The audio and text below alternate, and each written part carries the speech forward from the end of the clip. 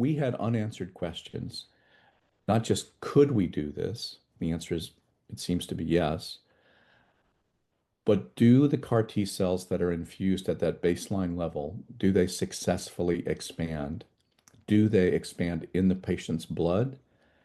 And then maybe more importantly, do they penetrate and access the central nervous system? And there's a reason to think that's critically important for successful treatment of MS, which I'll mention in a bit. So we did very significant testing of blood with multiple blood draws from day 0, the day of infusion, to day 28, which is the time at which we know CAR T cells generally have done their business and then moved on. And we also did serial spinal taps. Again, a shout out to the subjects and their bravery for willing to step up and volunteer to do 3 or sometimes 4 serial lumbar punctures. So we looked at their cerebrospinal fluid that we obtained by spinal tap at baseline prior to the time that they were treated.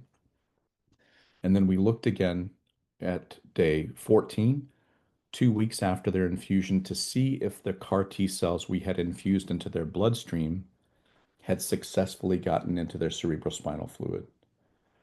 We looked again at 6 months to see if there was any immune impact that we could see, such as in a decrease in oligoclonal bands, which is the signature of the antibodies that can collect inside the central nervous system, and in a sense is a hallmark of the pathophysiology of multiple sclerosis.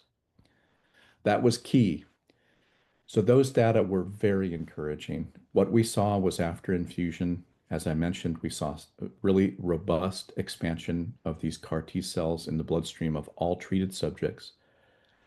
At day 14, we saw robust expansion into the millions of CAR T cells that freely got into the central nervous system. We saw them in the CSF of all patients who were infused.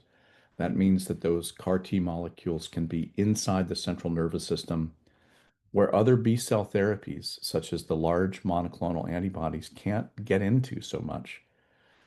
And then we saw clearance of the CAR T cells typically by day 28. So one of the central questions is, if you give CAR T cells to an MS patient, do they expand? Do they get into the bloodstream? Do they get into the CSF? And the answer, I'm happy to say, in our experience was strongly yes.